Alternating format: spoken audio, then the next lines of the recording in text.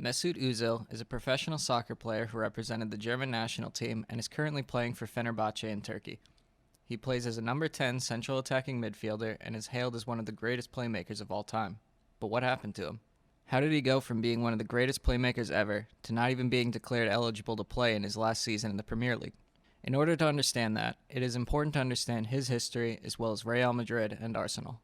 I'll start with Özil. He was born in Germany in 1988, and he is half German and half Turkish. He eventually made his professional debut during the 2006-2007 season for Schalke FC. In January 2008, Özil declined a new contract and forced a move to Werder Bremen. At Werder Bremen, he quickly became a first-team regular, and after attacking midfielder Diego transferred to another club, Özil was given the center attacking midfielder role where he excelled on the main stage. There, he had 2 seasons and was named the best player of the first half of the 2009-2010 season. Then, during the 2010 World Cup, Özil, at just 21 years old, played every game for Germany and was on the short list of 10 people for the golden ball of the tournament, despite losing in the semifinal.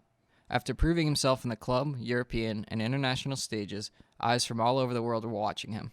Back in 2009, Real Madrid broke their club record in order to sign 2009 Ballon d'Or winner Kaká from Milan. A year later, in 2010, while many big clubs were reportedly interested, Real Madrid signed the young and upcoming star Mesut Özil as a backup. However, after many injuries and surgery for Kaká, Özil was given the starting spot where he was able to develop his greatest partnership with Cristiano Ronaldo. During his time at Real Madrid, he was the assist leader in the league 3 years in a row. Real Madrid went on to win the league in the 2011-2012 season and won the Spanish Supercopa in the next year. Özil then got the recognition he deserved and was included in the Team of the Year for 2012 and 2013. The 2014 World Cup is where Özil solidified his place in history as one of the greatest. In qualifications, Özil was Germany's top goal scorer with 8 goals. In the knockout matches, he scored an overtime goal to secure the win over Algeria in the 119th minute of the game, and registered an assist against Brazil in their infamous 7-1 loss to Germany. He then finished off the tournament playing 120 minutes worth of the final. In Özil's campaign to win the tournament for Germany, he was the leading passer in the final third, second leader in chances created, and second leader in possession won in the final third. Özil helped lead the Germans to another World Cup win, the first of a European team playing in South America, and earned the title of a world-class player. After this, Özil had essentially won it all and had nothing left to prove, so he decided to transfer to a team and a coach that he respected. Arsene Wenger, coach for Arsenal and longtime admirer of the playmaker, convinced Özil to sign for Arsenal. Some background on Arsenal is needed here. For starters, Arsene Wenger was appointed as coach of Arsenal in 1996. Under Arsene Wenger, Arsenal had many years of success, trophies, and the legendary Invincible season that saw Arsenal be the first and only team to go an entire season without losing a Premier League game. Arsene Wenger had turned Arsenal into a global powerhouse that was feared in the soccer world. This attracted the eyes of American businessman Stan Kroenke. Stan Kroenke is the owner of 8 professional sports teams in different sports and leagues. Before 2008, he already owned the Denver Nuggets, the Colorado Avalanche, and the Colorado Rapids. In 2008, Arsenal allowed Stan Kroenke to join the board of chairmen, as well as become the largest shareholder of Arsenal. In 2008, Arsenal allowed Stan Kroenke to join the board of chairmen, as well as become the largest shareholder of Arsenal.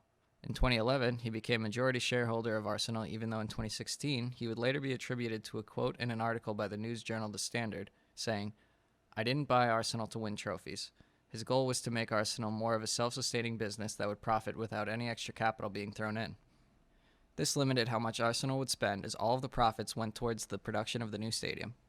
After Kroenke joined, Arsene Wenger was given a smaller wallet to try and obtain new players and keep the old ones from leaving. With Arsenal's best players leaving every year for so many years, Wenger's Arsenal went on a trophy drought as well. This problem persisted for so long that Arsene Wenger became the target of online harassment for not spending enough. However, in September 2013, the restraints on him were lifted, and so Wenger broke the club's then transfer record in order to obtain Mesut.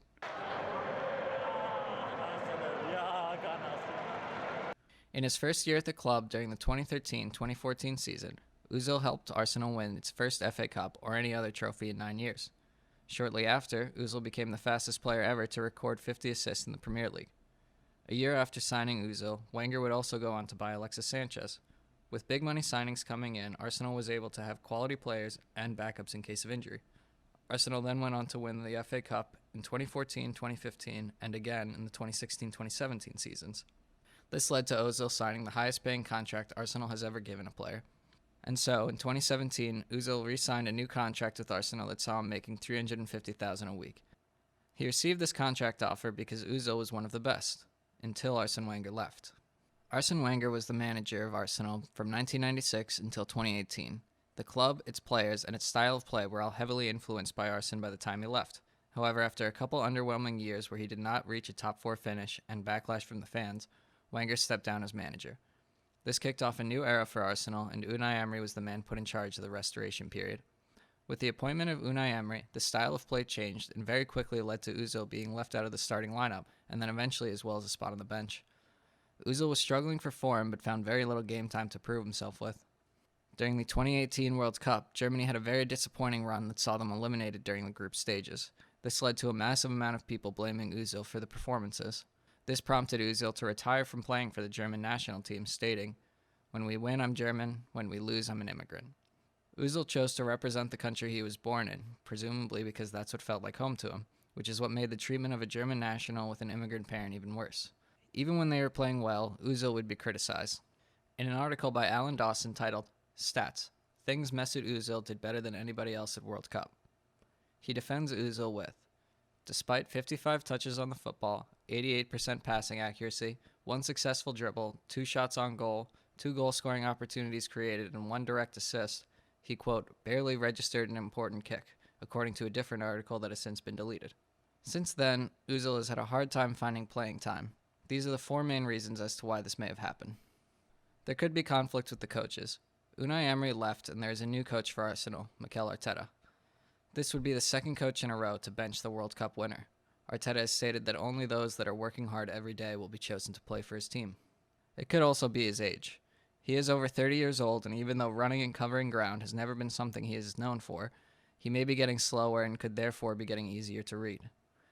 He was struggling for form and had lost his regular starting position before he was frozen out. It could be that his style became easy to read, which allowed opposing teams to find ways to counter him. There is also his salary. Once Özil was frequently left on the bench, he became the target of sports journalists who were quick to point out his high wages for him to not even touch the field on game day. This made him an easy scapegoat to blame as to why Arsenal were no longer spending money on big-name players. Not long after losing his spot on the field, he was not even chosen for the bench on game day. This prompted many to believe that Unai Emery was attempting to force him out of the squad and make him want to transfer away. Mikel Arteta eventually didn't even submit his name for players eligible to play for Arsenal the season before he left. Or, this could all be because of a controversial tweet. In December 2019, Özil, a practicing Muslim, tweeted about a Muslim group, the Uyghurs in China. Özil claimed that the Uyghurs are being mistreated and silenced. A government official for China responded by saying they were hurt by his lack of professionalism as an athlete. Arsenal distanced themselves from his comments, saying Arsenal has no political beliefs. China has an incredibly large population that has the power to influence Hollywood movies and athletes in America. Marvel has changed lines to avoid any mention of the LGBTQ community in their movies for their releases in China. LeBron James is an outspoken athlete that often uses his platform to address human rights issues. He was infamously told to shut up and dribble, but he refused to be silenced. However, on October 4th, 2019, the then general manager of the Houston Rockets tweeted support for protesters in China. When asked for a comment, LeBron said he was not informed enough on the situation. This is fair to say, but would LeBron back away if he didn't have a $1 billion contract with the NBA, a summer event for the NBA All-Stars in China, and likely already had plans for a Space Jam movie? If China has the power to make LeBron stay silent, what would happen if someone didn't stay silent? Could someone like Özil be punished in different ways, such as forcing Arsenal to bench him, or else they would block Arsenal games in China? Well, after his comments, Arsenal's next 2 games, including a game against Manchester City, was taken off the air in China. The same thing happened when the Lakers played the Rockets after their GM tweeted about the protests. As well as banning Arsenal, Özil's name was never used by Chinese commentators, and his character was removed from the game PES for its Chinese release. When Özil lost all marketability in China, he made himself useless to a club that is ran like a business. Özil turned over 30, lost his starting spot, and yet was still the highest earning player. Him being on the bill limited how much Arsenal could spend elsewhere. He was then made into a scapegoat as to why Arsenal could not be doing better. Arsenal and Özil have since begun a PR war. Özil refused to take a pay cut, but also volunteered to pay all of the Gunnersaurus' wages after the club let him go during the pandemic. Özil would tweet out support for the Arsenal team during the matches he was not chosen to play, but his tweets are responded to with mostly hateful comments telling him to either leave the club or try harder to get onto the field. When asked about the situation, Arteta claimed that he failed to get the best out of Özil. However, in an interview with ESPN, Özil's agent said, "Arsenal fans deserve an honest explanation, not Arteta saying, 'I failed Özil.' You didn't fail, Özil. You failed to be fair, honest, and transparent and treat someone with respect who has a contract and was loyal all the time. Every single person outside knows he hasn't treated him fairly. He didn't give him a chance to show himself this season. If he is still under contract, the player should have the option to fight for his place. Mesut hasn't been given that." This continued until January 27, 2021, when Özil had his contract terminated for him to sign with Fenerbahce in Turkey. Once Özil had 6 months left on his contract, Arsenal were willing to sell him at a reduced price in order to make sure they would receive anything for him, rather than a free transfer, which Arsenal have been letting too many players do. Since starting at the new club, Fenerbahce finished 3rd place in the league and failed to secure any silverware. However, this was their first top 3 finish in 3 seasons. Now that he has had some game time, as well as time to train with the squad, Özil has become an integral part of their team. He has now had 3 goals and 2 assists for the club, one coming from a Europa League match against Eintracht Frankfurt. People are still criticizing Özil despite his return to form. In an article titled "Özil at Fenerbahce, a disappointing dream, but redemption to come?" The author calls his time at the club a disappointing dream, but ends the article admitting, "But 3 goals and 1 assist in fewer than 500 minutes of football is a respectable enough return, demonstrating that he can be the difference maker he so often was during his Madrid and Arsenal peak years." While many have criticized Özil for joining Fenerbahce while they were in 1st and then they finished in a, quote, disappointing 3rd, he was not playing when they conceded the goal that saw them lose this position. Fenerbahce still qualified for Europa League. Özil is still proving he can play at the highest level, and Arsenal aren't even playing in Europe this season. What do you think? Was Özil not working hard enough? Is he getting too old? Or his wages too much? Or is he a scapegoat that is targeted by the media?